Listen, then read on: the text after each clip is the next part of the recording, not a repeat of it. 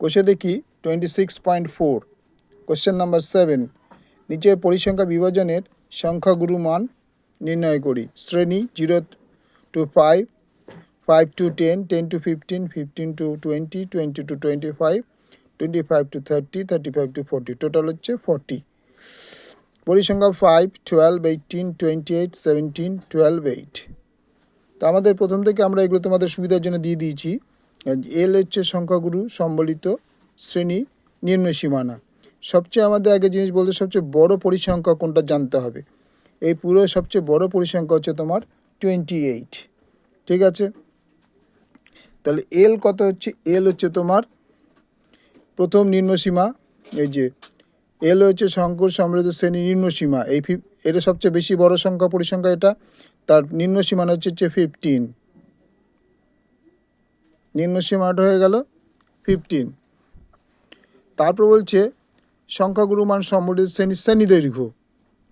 শ্রেণী দৈর্ঘ্য দেখো 5, 0 থেকে 5 মানে শ্রেণী দৈর্ঘ্য হয়ে গেল 5।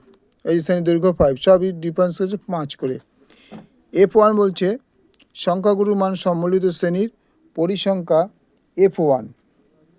তাহলে F1 কোনটা? F1 হচ্ছে 28, পরিসংখ্যা হচ্ছে F1, F1 হচ্ছে 28। তারপর হচ্ছে F0। F0 হচ্ছে সংখ্যাগুরু মান সম্বলিত শ্রেণী ঠিক পূর্ববর্তী, সম্বলিত শ্রেণী ঠিক পূর্ববর্তী মানে আগে, তার মানে এটা হয়ে গেল 18। F0 হয়ে গেল 18 হয়ে গেল। তারপরে হচ্ছে F2 সংখ্যাগুরু মান সম্বলিত শ্রেণী ঠিক পরবর্তী শ্রেণী মানে 17, ঠিক পরবর্তী শ্রেণী, তার মানে F2 হয়ে গেল 17। তাহলে আমরা সব কটা মান এখানে পেয়ে গেলাম। এবার এই মানগুলো আমরা এই ফর্মুলায় পুট করব। প্রথম এল কত পেয়েছি? 15 প্লাস F1 আমরা কত পেয়েছি? এখান থেকে 28 মাইনাস F0 কত পেয়েছি? 18।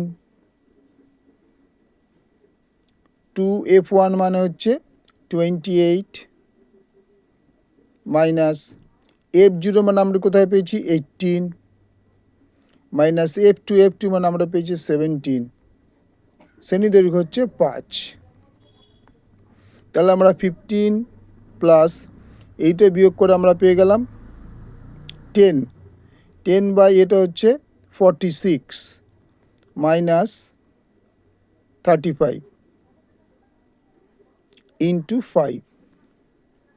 তাহলে 15 প্লাস এটা ধরো এটা 50 মাল্টিপ্লাই করলে হচ্ছে 50 হলো 50 বাই এটা তোমার দাঁড়ালো 9, 46 তো 11। 11কে আমরা এটাকে দিয়ে ডিভাইড করতে হবে। এই দুটো যদি আমরা ডিভাইড করি তাহলে বেরোবে 15 প্লাস 2.38, অ্যাডিং করলে 17.38, পারফেক্ট অ্যান্সার। একে ভালো লাগলে লাইক করবে, শেয়ার করবে, সাবস্ক্রাইব করবে।